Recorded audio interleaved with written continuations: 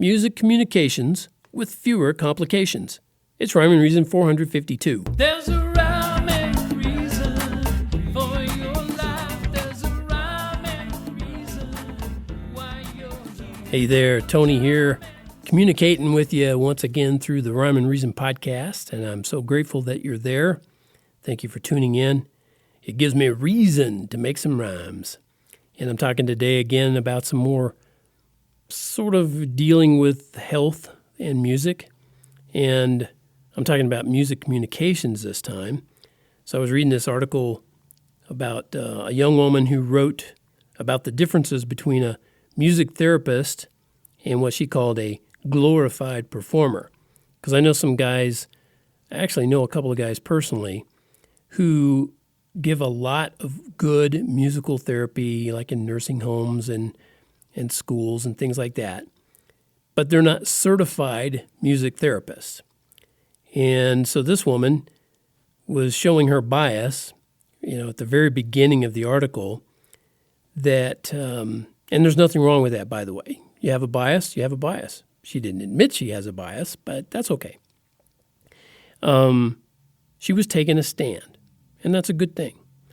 But she was talking about the difference between a music therapist and a glorified performer.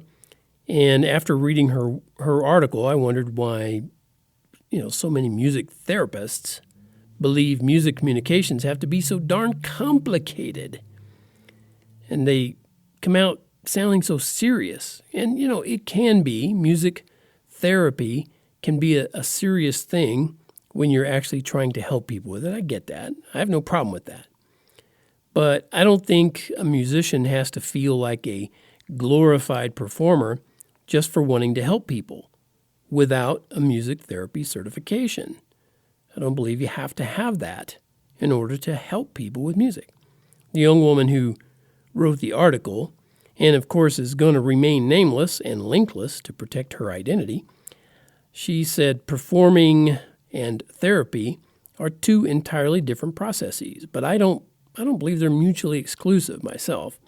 She said, quoting her, "While performing, I try to communicate some form of message to an audience and am focused on how I am communicating that through sound. The focus is internal and musical." Okay, unquote. And that's great. It's a good mindset for staying on top of your performance. Well, she also added, "My thoughts tend to be along the lines of, can I hit that high note right now? Am I thinking about the emotion of the song and living it?" And then she said, as a music therapist, that she focuses on the person in front of her because she wants to be able to assess them so she can provide receptive music techniques. That's what she calls them, receptive music techniques, and then watch their reactions. And she said she's thinking about whether they're in pain or if they're anxious or sad, lonely, confused, agitated. I get it. That all makes sense to me. It totally makes sense. But I actually believe you can do both. Perform with thoughts of giving your best performance. Yeah, of course, do that. And observe reactions so you can do more of what's working. You watch and see if they're smiling at something you're doing, we'll give them more of that. If they're grimacing, you might want to give them less of whatever it is you're doing. And again, I don't think that they're mutually exclusive. In fact, I think performance and therapy should be synergistic. There you go. That's one of those woo-woo words that I'll use.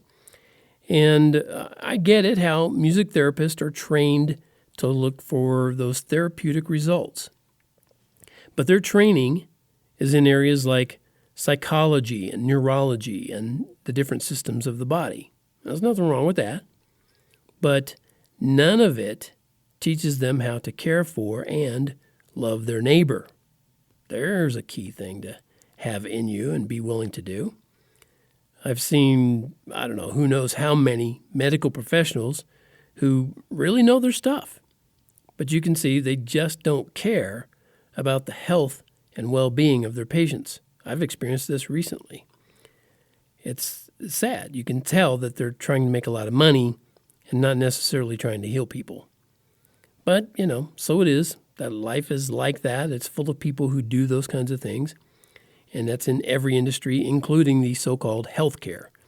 There's a little side note. Healthcare system has neither health nor care. Anyway, no matter how well you're trained in music communications or music therapy or any other health-related field, it doesn't make you a caring person. There's the key. That comes from somewhere else. And here's a hint. It ain't you, and it ain't me. That caring comes from the Creator.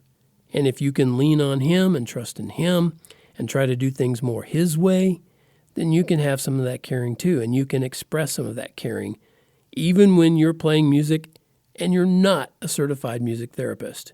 You can help people.